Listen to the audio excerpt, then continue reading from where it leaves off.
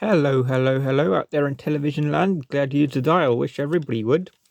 That's my very lame Retgar impression.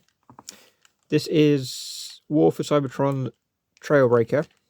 Right off the bat, if any of you have the Legacy crankcase, this will be a bit familiar to you. He's got his gun on his little canopy thing, whatever you want to call it. The only problem is there's not really much room for his arms, so they're just folded neatly under his bonnet, but close to G1 as possible. This mold was later reused for War for Cybertron hoist, without this bit here, because he's a different kind of vehicle, but the same mold. And let's get right to it. So this will come into play later. More or less the same kind of transformation as the original, with the same will it, won't it come out without breaking. Hooray. It's very easy once you get them out.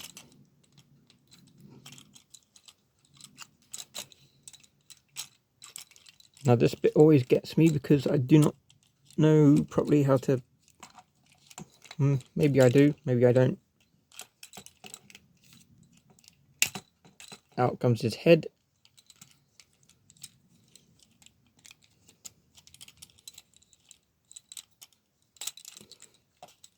This bit is always tricky because you don't know where it's gonna... Aha! Okay, I've got it this time. It's always tricky to do.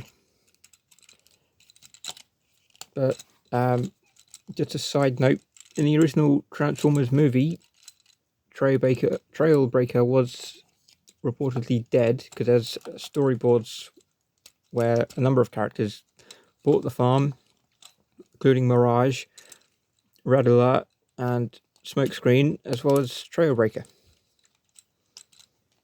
You got these bits just tucked under here. They're nothing spectacular, but they do come out kind of like the old version. But these are actually connected. There's no extra bits you have to add on. Apart from, just reminded myself, this little bit here, which I'm gonna go with the cartoon and put him in his right hand. That's pretty decent. His waist doesn't move, but still, he can't do that pose. In the original cartoon, he's quite handy at using force fields, which it just basically stood there and went like this, basically. That's all he ever did. Even he said he's not fast, but he's tough.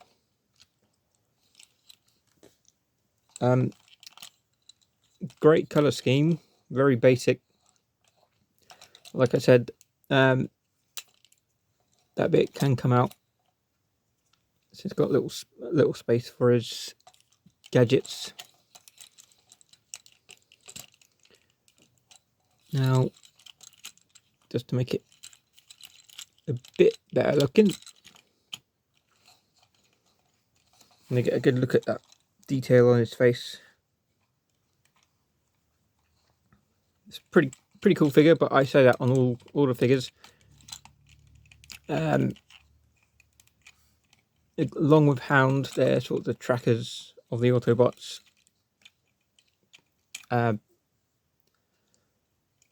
I think that is pretty much it, guys and girls, hopefully. But a great looking figure. War for Cybertron and Kingdom toy lines always had the best looking recent Transformers.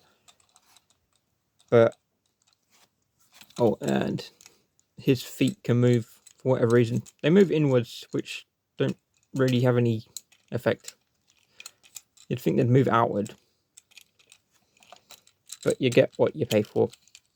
Pretty decent figure, and these are actually painted on, so there's no stickers to put on.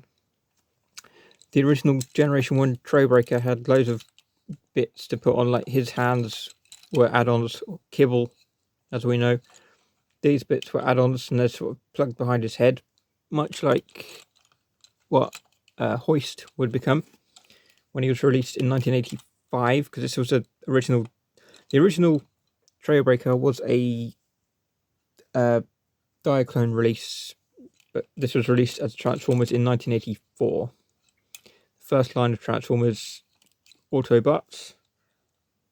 But like I said, I'm sure you can read it somewhere, but Trailbreaker does die in the Transformers movie. There seem to be more Autobots dying than Decepticons, with one notable exception, Starscream. They killed the best character off, I tell you. But I'm going to give you a good look at this bit of awesome. Smile for the camera. And that is a wrap. And thank you for watching. If you're not thoroughly bored by this, there's more videos, and like and subscribe and all that business. And thanks again.